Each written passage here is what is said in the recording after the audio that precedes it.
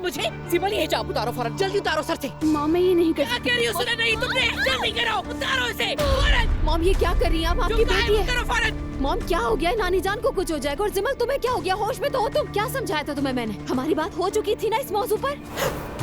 असलान की गर्लफ्रेंड थी ना, क्या नाम था उसका? हाँ याद आया, उरूज। उसके भाई से शादी कर ली है।